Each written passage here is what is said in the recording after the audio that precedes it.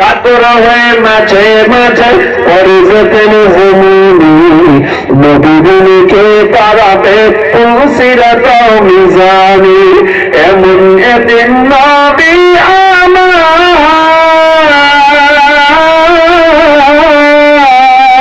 পিতা মাতা নাই যে তাহার তারপরে কত মারা মারে তাকে দুশ্মনী নবীকে তারাতে সিরাত মিজানে চলো চলো চলো মনি চলো নবীর সন্ধানে নবীকে তারাতে সিরাত মিজানে ওই গো নবীর উম্মতেরা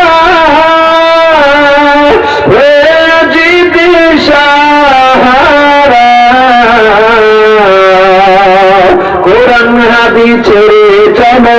যখন যাহা চাই বলি নবী দিনকে তারাবে সিরাত মিজানে নবী দিনকে তারাবে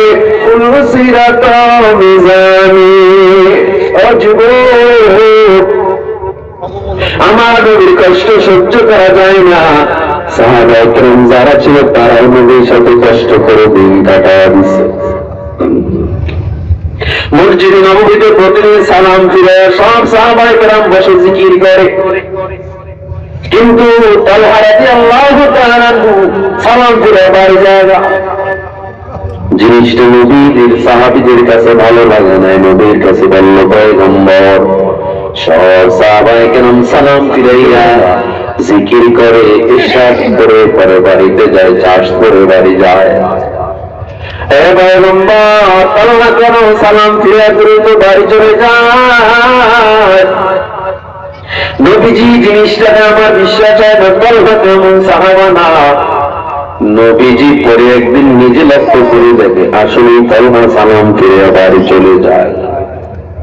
এবার আমার নবী সব সাহাবায়ে কেরাম নিয়ে রওনা দেয় তালহার বাড়ির কিনারায় যায়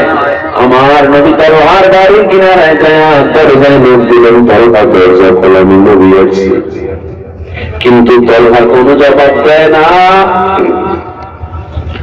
আবার আমার নবী দ্বিতীয়বার নক করে বলে তালহা আমি পয়গম্বর দরজা কেন খুলো না হযরত আবু বকর ওমর উসমান আলীর মেজাজ গরম হয়ে গেছে আমির হামজার মেজাজ গরম হয়ে গেছে নবীর মতো মানুষ তালহার বাড়ির সামনে তালহা কেন জবাব দেয় না যখন হযরত ওমর উসমান সামনে যায় দরজায় ধাক্কা দিবে আমার নবী কয় দাঁড়াও খবরদার তালহার দরজায় কেউ ধাক্কা দিবে না কারণ আমি তালহারে ভালো করে চিনি তালহা আমি আসলে না খুলে পারে হয়তো কোনো বড় সমস্যার জন্য জবাব দেয় না ওমর ওসমান কয় নবী এরপরে তো জবাব দিবে কয় না আমি তালহারে ভালো করে চিনি আমার নবী কেমন নেতা আমার নবী তো ইমামুল মুরসালিন দুনিয়ার মন্ত্রী যদি আপনার বাসার সামনে আসে আপনি ঘরের মধ্যে যান এরপর যদি উত্তর না দেন কি হয়ে যাবে আর আমার নবী তো দুনিয়া কেরাতের মন্ত্রী আমার নবী ফেরেশতাদের ইমাম নবীদের ইমাম সব মাখলুকের নেতা আমার নবী সেই নবী একজন সাহাবীর বাড়ির সামনে দাঁড়ানো অনেক টাইম দাঁড়ায় রয়েছে কোনো কথা নবী আমার বলে না অপেক্ষা করতেছে সাহাবায়ে কেরাম অপেক্ষা করতেছে অনেক টাইম পর সূর্য উঠে গেল তালহা দরজাটা খুলল নবী আমার তাকায় দেখে তালহার দাড়ি ভিজে টপ করে পানি পড়তেছে আমার নবী ডাক দিয়া কয় তালহা তুমি কেন কাঁদো তালহা কয় নবী আপনি রাহমাতাল লিল আলামিন আপনার মতো মানুষ আমি গরিবের বাড়ির সামনে আসছে আমি কত কপাল পরা দরজাটা খুলতে পারি না ও নবী আমারে কি আল্লাহ ক্ষমা করবেন আপনি কি ক্ষমা করবেন নাকি আমার নবী তালহারে টান দিয়া তো সময় পর রাগ না কইল বুকে জড়ায় আনছে আমার নবী বুকের উপরে মাথাটা রাইখে কয় তালহারে টেনশন করিও না আমি নবীর কোন রাগ তোমার উপরে নাই আমাকে একটু জবাব দাও, তুমি কেন দরজাটা খুললা না? কেন মসজিদে নববীতে সালাম ফিরে বাড়ি আসো? তালহা কয় তুমি এটা বলো কি জরুরি? বলে হ্যাঁ, দেখ সব সাহাবায়ে কেরাম দাঁড়ায় রয়েছে। তালহা এবার নবীর দিয়ে তাকে ফোফায়া ফোফায়া কান্না করে আর কয়, নবী আপনার তালহা এত গরীব, ঘরে মাত্র 2টা কাপড়, 3টা কাপড় কেনার ক্ষমতা আপনার তালহার নাই। এই 2টা কাপড় দিয়ে আমি স্বামী স্ত্রী নামাজ আদায় করি। আমি যখন ফজরে মসজিদে চলে যাই,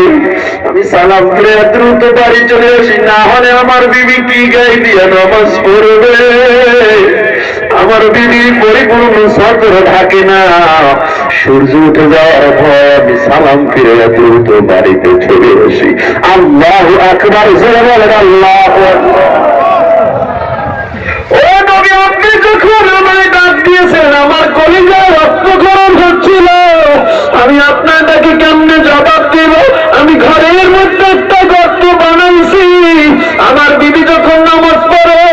আমি কাপড় গুলো তাই দিই, আমার বিবি নামাজ পড়া অবস্থা আপনি আমার ডাক দিয়েছিলেন। আপনার সামনে আসার মতো কোন অবস্থা আমার ছিল না।